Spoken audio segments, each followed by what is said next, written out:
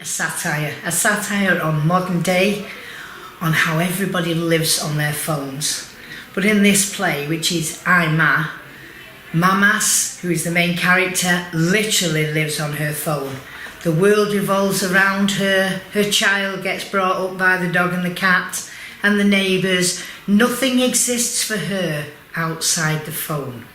Now there is actually a condition now called nophonophobia, which is an actual recognised condition from not having your phone, and we all know this. Now, we live on the phone, they reckon we check them 50 times a day.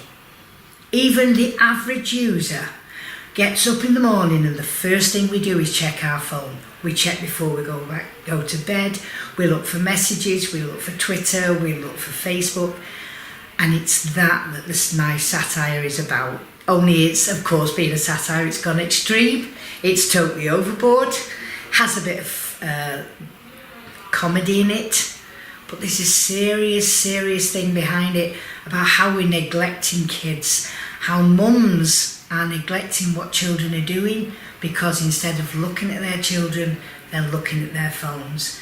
And that is basically the satire. It's the abuse of a child because the mother is distracted by technology. But it goes a little bit science fiction at the end, and the child who grows up actually turns the whole thing around. But I won't tell you the complete ending because it's, as I say, it goes a little bit sci-fi. I was really terrified my phone was going to go off while Joan was talking about that and just prove a point. Yeah. My play, as I say, is a curtain raiser, and it was strange. Joan and I had written these plays totally separately without actually consulting each other in the first place, did we? It turned out we were both writing plays about mothers, and we were both writing plays about child abuse. Mine actually is probably a bit more firmly fixed in reality, isn't it? Child abuse. And it's actually spurred by the recent football abuse. And I've been doing quite a lot of work, volunteer work, and I'm involved as a mother, let's put it that way. And it's the stuff I've been doing, the training I've been doing recently with my son and with 3 other ex-footballers who were in the same boat, made me realise that it's not just the child who suffers, there's a huge family problem that happens. And it's a kind of work in progress. It might become a bigger play next year. My idea was to look at a mother and how this affects a mother. The fact that you blame yourself, that you think you were stupid, why didn't you see it? And actually, people who abuse children make damn sure you don't see it, make damn sure that you feel that you're to blame.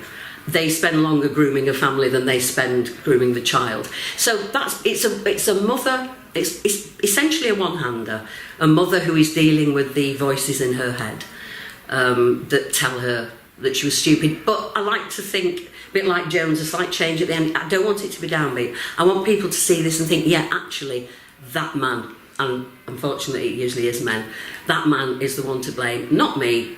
I did my best as a mother, and I don't want it to be downbeat. I want to say we're actually survivors. I know people have a problem saying what they call themselves. We're survivors, and we'll bloody well survive. The funny thing is that child abuse comes either from outside, which, like you say, is mostly from men, which is a hard thing, and inside, which is often from women. Yeah, exactly. As in my play. So we get in both aspects of child abuse. One very extreme, in mine, but one in reality. But that child abuse that I've put into mine does exist. We've all seen it. We've all seen the mother ignoring a crying child while she chats on the phone. And sometimes it's referred to by workers or anybody as low-level abuse, and actually it's abuse. Whatever you do, you can't. I know some abuses have more effect or different effects, but we all find ourselves saying, well, it was only low-level abuse, really. It's not. No.